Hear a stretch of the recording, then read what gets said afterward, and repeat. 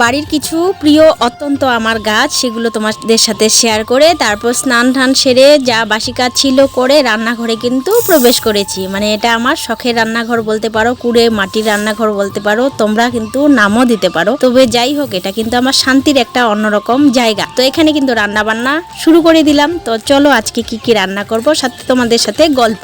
আজকাল কি সোশ্যাল মিডিয়ায় আমাদের একাকিত্ব করে দিয়েছে, না আমরা নিজেরাই একাকিত্ব হয়েছি? না বন্ধুরা, এটা কি বলতো, এটা একটা প্ল্যাটফর্ম। আমরা কিন্তু নিত্য প্রয়োজনীয় কাজগুলো শেয়ার করি, যে যেরকম লাইফস্টাইলগুলো শেয়ার করে, কেউ কুকিং, কেউ বা ব্লগ, কেউ বা ডান্সিং।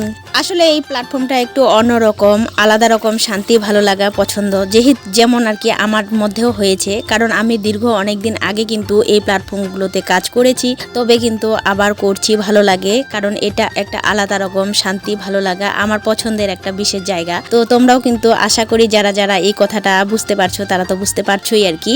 যারা যখন সংসারে একবার আবদ্ধ হয়ে যায়, তারা কিন্তু সেই সংসারের মানে বেরিয়ে আসাটা, অন্য জায়গায় কাজ করা বা অন্য কিছু করা, সেটা কিন্তু খুব ডিফিকাল্ট একটা হয়ে যায়। আরো যারা সদ্য একটা মায়ের মানে মা, বাচ্চার মা আর কি, তো তাদের মধ্যে তো খুবই একটা গুরুত্বপূর্ণ অন্যরকম আর কি ভূমিকা পালন করে। তো তদ্রূপ কিন্তু আমারও এরকম। তো আমি কিন্তু এই কাজকর্ম শেয়ার করি তোমাদের সাথে, ডেইলি লাইফস্টাইল। আমার আবার প্রোফাইলেও কিন্তু আমি, ফেসবুক প্রোফাইলেও আমি রান্নাবান্না শেয়ার করি তোমাদের সাথে, নিত্য রান্নাবান্না। হয়তো এই ইউটিউবেও কিন্তু আমাকে অনেকেই চিনতে পারবে যে না, একে তো আমি ওই প্ল্যাটফর্মে দেখেছি। তবে যাই হোক, এটা একটা আলাদা, মানুষের কিন্তু ভালোবাসাও পাওয়া যায়।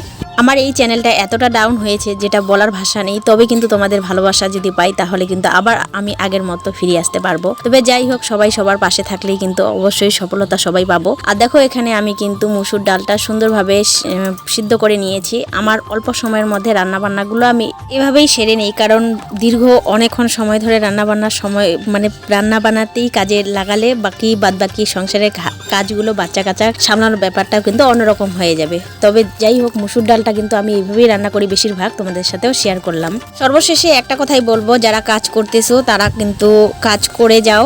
আশা করি সবারই সফলতা অবশ্যই আসবে। এটা কিন্তু লোকাল মাছের কারি। তোমরা সবাই সুস্থ থেকো, ভালো থেকো। আবার দেখা হবে কালকে নতুন কোনো